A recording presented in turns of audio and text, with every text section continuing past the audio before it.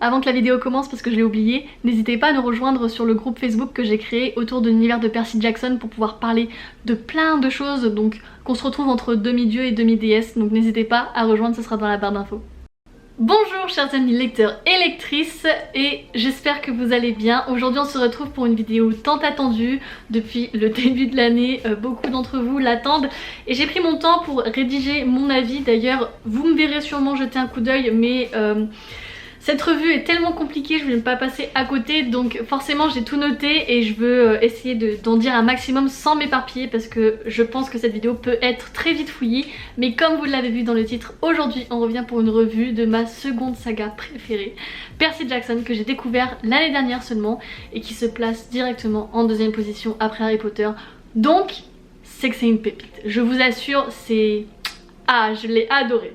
Et surtout je voulais vous avertir que les films n'ont aucun rapport avec les livres et qu'il y a tellement plus de choses. Et je voulais lire en fait ces livres avant que la série sorte sur Disney, puisqu'il y a eu cette annonce l'année dernière. Mais je vous conseille de rester ici pour comprendre pourquoi tout l'engouement autour de cette saga pour les livres et pas pour les films. Pour vous présenter la saga, donc en fait il s'agit de Percy Jackson, composé en 5 livres que vous voyez juste ici, publiés aux éditions Albin Michel entre 2005 et 2010, et on va suivre l'histoire d'un demi-dieu, donc là en l'occurrence c'est Percy Jackson, et on va suivre leur aventure puisqu'il sera accompagné d'autres enfants comme lui et ils vont devoir combattre des monstres et partir à l'aventure. Il va y avoir des véritables amitiés qui vont se forger, des véritables histoires d'enfants. C'est des jeunes de 13 ans à peu près, donc, et on les voit un peu évoluer, donc c'est vraiment très sympa. Ça me faisait un peu penser à Harry Potter dans cet univers qui mélange la mythologie grecque et l'univers contemporain du 20e, 21e siècle même, que j'ai vraiment adoré. Le mélange des deux est vraiment super bien fait, donc si vous aimez un peu le fantastique comme ça, c'est magnifique. Donc les thèmes principaux c'est l'aventure, l'imaginaire et la mythologie, avec comme genre principalement le roman jeunesse et le fantastique. Donc pour éviter de m'éparpiller, j'ai rédigé le récit de l'intrigue que je vous dis tout de suite. Percy Jackson est un jeune garçon qui souffre d'hyperactivité et de dyslexie. Après s'être fait renvoyer d'une dizaine d'écoles, il fait une sortie scolaire avec sa classe et son meilleur ami, Groover. Mais au courant d'une sortie scolaire, Percy se trouve face à un monstre démoniaque. Sauvé de justesse et très perturbé, sa mère s'empresse de prendre la voiture afin de l'amener dans un endroit adapté pour lui qui sera une colonie avec des gens comme lui. Mais ce trajet n'est pas de tout repos. Il rencontre un nouveau monstre et sa mère disparaît. Ainsi, Percy découvre qu'il est un demi-dieu et qu'il va devoir s'entraîner pour faire face aux dangers qui l'entourent, et il décide de partir à la recherche de sa mère alors qu'il est au cœur d'un gros scandale, en plus d'être accusé d'avoir volé l'éclair de Zeus. Rien que ça, hein, ça vous plonge direct dans le bain. Alors, au tout début, quand j'ai lu le livre, j'ai eu quelques réticences, je vous avoue. Les 4 premiers chapitres, je me suis dit... mais c'est quoi en fait cette histoire, ce bazar? J'ai eu l'impression qu'en fait c'était tout simplement un garçon qui était en train de rêver, de faire de s'inventer une vie, et que c'était vraiment beaucoup trop enfantin. Et du coup je me suis dit, ah c'est pas fait pour moi ça. Et j'ai quand même continué, et mais qu'est-ce que j'ai bien fait, parce qu'à partir du 4e chapitre, dès qu'il arrive un peu à la colonie, on se dit... ah, et on comprend tout en fait. Donc c'est vrai que c'est un peu au début un peu chaotique, et en plus tout se passe très vite, donc on a du mal à fixer les choses.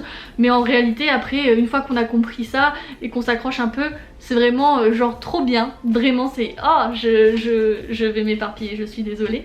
Ce qui m'a le plus plu dans cette saga, c'est de mélanger la mythologie grecque et le monde actuel. C'est vraiment ultra bien fait et on a vraiment envie d'y croire parce qu'on a cette dimension réaliste qui fait qu'en fait on est ancré à notre monde actuel et on se dit mais c'est possible en fait.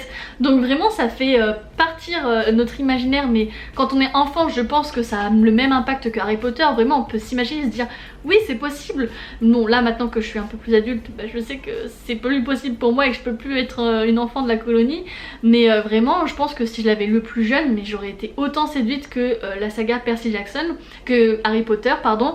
Mais en plus là c'est que tout s'enchaîne, tout va ultra vite, il y a tellement d'aventures par rapport à ce qu'il peut y avoir avec Harry Potter où il y a quand même des moments de calme.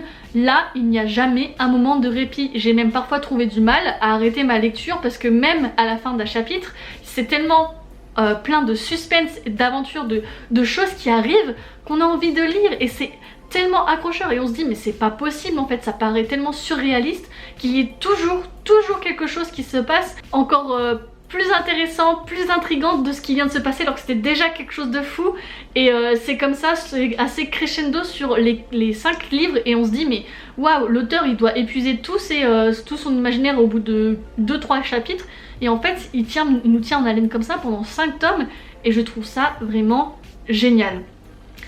La critique qui a été assez souvent forgée sur Percy Jackson, c'est le fait que forcément l'auteur s'attaque à la mythologie grecque, donc déjà le faire amener dans notre monde moderne, c'est un peu parfois... ça peut paraître chaotique, mais c'est surtout le fait qu'il va s'attaquer en fait à des représentations qui sont là depuis de nombreuses années et de nombreux siècles dans notre société. Donc c'est vrai que ça peut choquer des personnes parce qu'il débunk parfois des idées reçues sur certaines représentations de dieux ou de déesses, mais il est vraiment ultra réaliste, il s'y connaît extrêmement bien et il y a beaucoup de détails et du coup ces histoires m'ont permis aussi d'apprendre que Héra c'est la déesse du mariage, Zeus, Zeus on connaît Zeus, hein, on sait qui c'est, mais voilà maintenant je sais que j'avais aussi un passé de latin et de grec donc forcément j'ai eu des cours dessus et voilà, mais c'est vrai que là du coup ça m'a permis de retenir plus facilement et c'est vraiment bien parce que cet univers est vraiment très riche et tout quand on sait tous les mythes qu'il y a eu, toutes les légendes, il y a énormément d'histoires et intégrer des protagonistes jeunes dedans ça ne fait que rajouter du suspense, de l'intrigue et c'est quasiment inépuisable donc c'est vraiment super bien fait.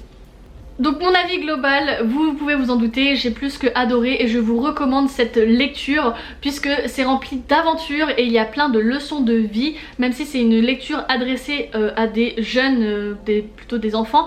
Franchement, même à 20 ans, j'ai été complètement conquis par cet univers où tout se passe extrêmement vite et qui est vraiment très riche et très bien construit et il se positionne juste après Harry Potter. Donc pour vous dire, c'est qu'il a détrôné quand même Divergente et il fallait le faire quand même. Bon, je vais m'arrêter ici pour la partie sans spoil parce qu'il y a tellement de choses qui se passent que j'ai très peur de faire un lapsus et de vous spoiler. Donc si vous êtes intéressé par cette lecture, je vous laisse quitter la vidéo. Si vous voulez être spoilé ou que vous connaissez déjà l'univers, je vous laisse continuer la vidéo. Bon, nous passons à la partie spoiler et que dire, mais il y en a tellement de choses à dire que ça va être assez compliqué pour moi. Je vais essayer de pas trop m'étaler et trop développer pour pas que cet avis littéraire dure 1000 ans parce qu'il le pourrait et je suis ravie de pouvoir parler de cette saga avec vous. Mais voilà, on va y aller dans l'ordre chronologique, donc on va commencer tout simplement avec le tome 1 autour de l'intrigue. Donc comme je vous ai dit, le début a été un peu compliqué mais une fois lancé dedans, j'ai trouvé ça vraiment trop bien parce que c'est le premier tome qui lance les bases en fait de la saga et on découvre pour la première fois la colonie et du coup on s'est imaginé un petit coin de paradis sur terre, c'était vraiment trop bien, c'était assez douillet, on rencontre d'autres personnes avec qui il va y avoir des affinités qui vont se former et où tout va s'expliquer. Ensuite, ce qui m'a vraiment le plus choqué dans le tome 1, c'est que tout s'enchaîne. Quand il part à l'aventure avec le bus, puis que finalement ils tombent sur des monstres et puis qu'ils vont dans une ville et qu'ils montent à l'étage et qu'ils se font attaquer et qu'ils plongent dans le... trop de choses, je me suis dit mais waouh, ça m'a vraiment tenu en haleine. J'ai été surprise toutefois de la facilité dont Percy et ses amis rentrent dans les enfers parce que c'est vraiment dans l'imaginaire, voilà, comme je vous ai dit au début, c'est un peu la seule critique qu'on pourrait avoir, c'est qu'on a des images préconstruites de la mythologie grecque, etc. Donc ça peut parfois choquer, même en ressortir c'est vraiment waouh quoi, il s'est passé en plus un truc et d'énorme, ils ont frôlé la mort et ils arrivent comme ça, tranquille, puis en fait ils sont pas traumatisés aussi, c'est ça qui me perturbe parce que avec tout ce qu'ils vivent, les pauvres gamins, je pense qu'ils doivent être traumatisés. Après comme c'est des demi-dieux, peut-être que leur partie de dieu permet d'accepter et de pas avoir un problème psychologique, quoique on a vu que pour certains ça fait des ravages, mais voilà. Et franchement l'intrigue autour de Luke, bah forcément on la voit pas puisque Luke on le voit au tout début, puis après il s'efface pendant leur quête. mais j'ai été trop choquée à la fin qu'ils trahissent comme ça Percy, parce que c'était l'un des premiers aussi, c'est comme c'est le début, on a confiance en fait envers ce personnage, puisque c'est le premier livre et on se dit que voilà il est comme lui, etc. Et en fait bah, c'est un petit bâtard.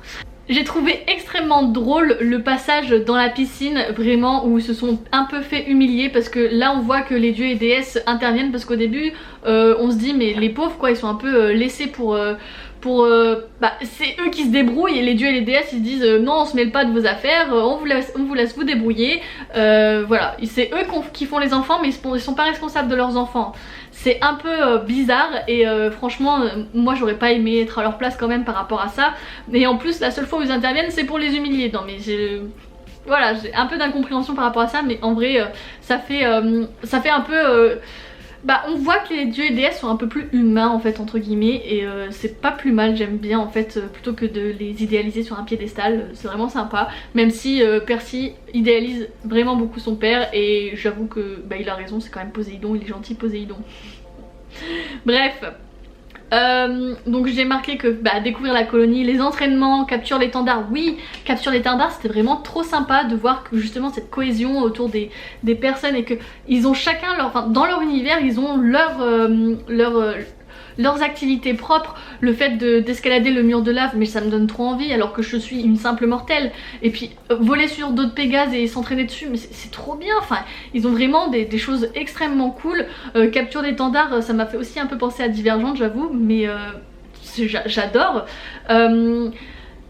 Clarisse, elle est attachante malgré elle énerve Percy et qu'il y a un peu de tension entre les deux, mais c'est un peu genre l'ennemi, mais bon pas trop non plus, on se doute bien qu'elle est assez gentille, mais c'est pas mal d'avoir ajouté un peu ce côté bah, qui casse un peu le tout beau tout gentil en fait.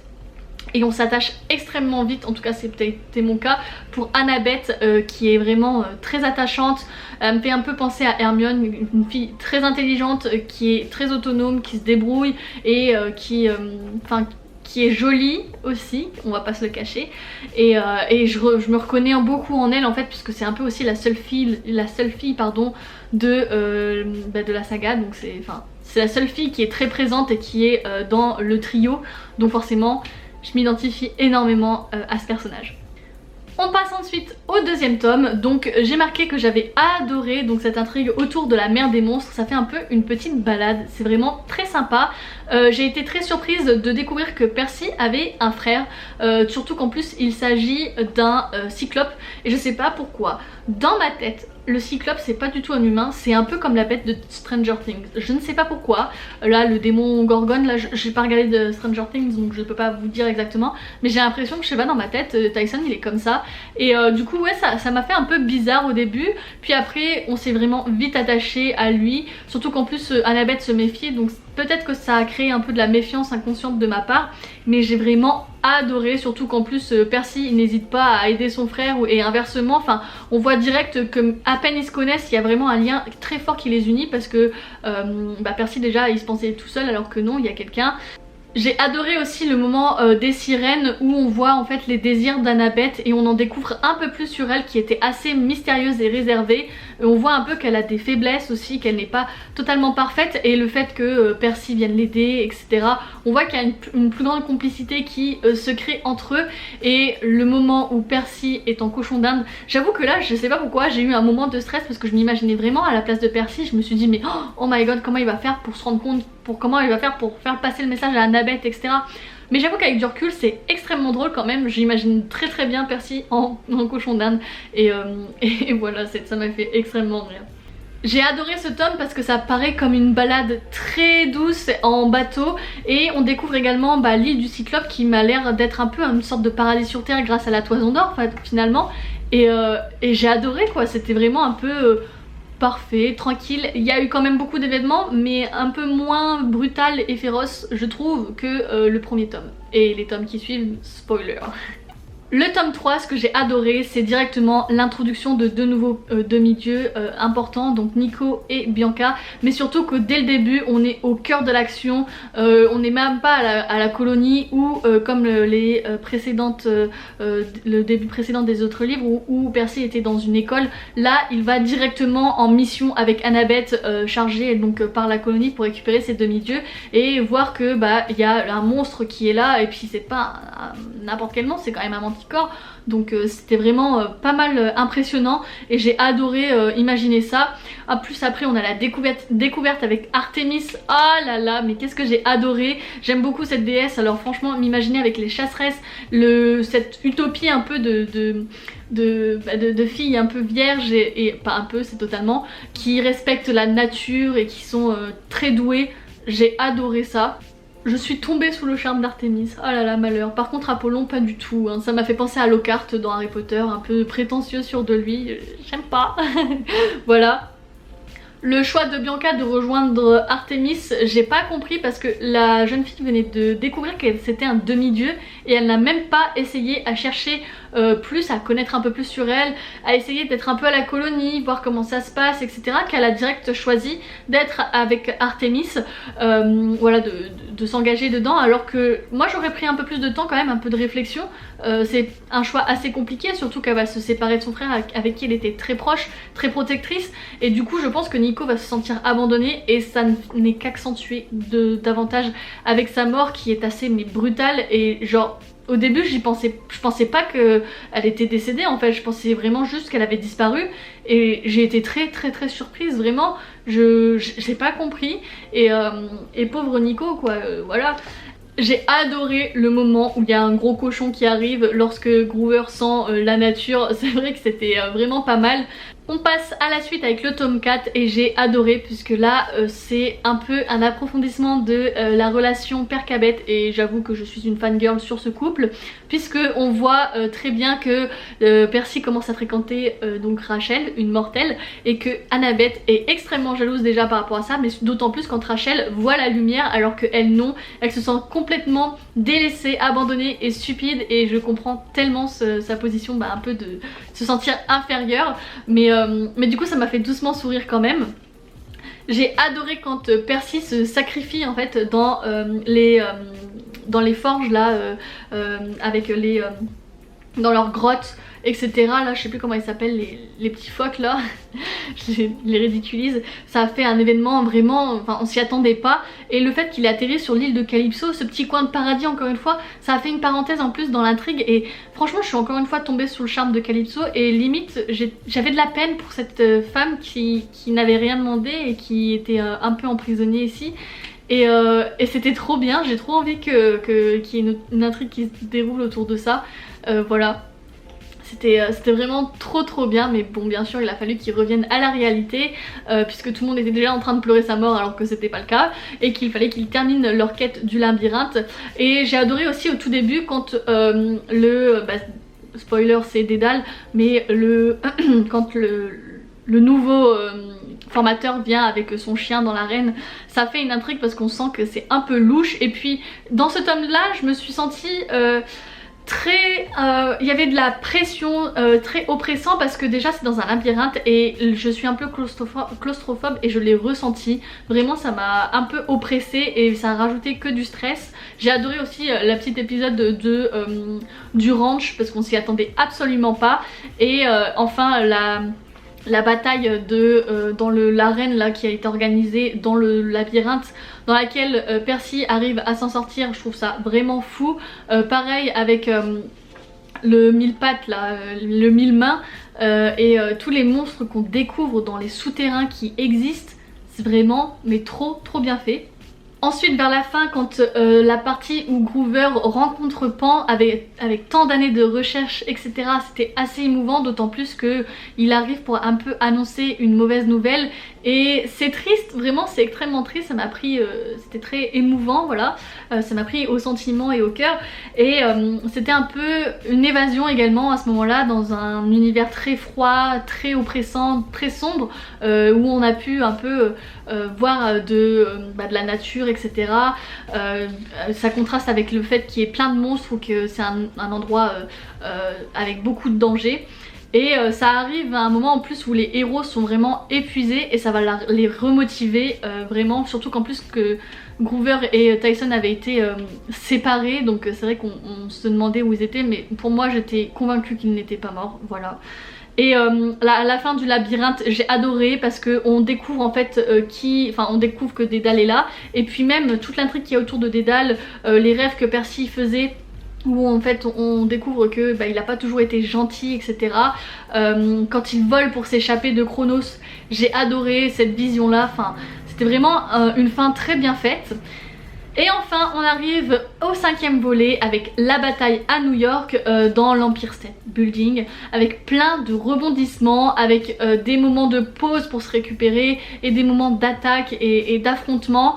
On sait pas vraiment comment ça va se terminé, même si bon on se doute bien que c'est les gentils qui vont triompher, mais jusqu'au dernier moment on a quand même ce questionnement en fait, vraiment, puisque c'est le dernier tome, donc on se dit mais qu'est-ce qui va se passer? Il peut se passer tout n'importe quoi, qui va mourir en fait, surtout que les dieux et les déesses sont vraiment occupés ailleurs, donc les enfants sont un peu laissés tout seuls, et c'est une situation d'apocalypse qui est sous tension, et le récit des combats était vraiment très très bien écrit. Mais voilà, c'est un peu trop le stéréotype du bon héros qui ne perd jamais, qui ne meurt jamais, pourtant il prend les pires risques du monde. Mais voilà, mais tout est beau, tout est rose, c'est un roman jeunesse, donc tout se passe bien.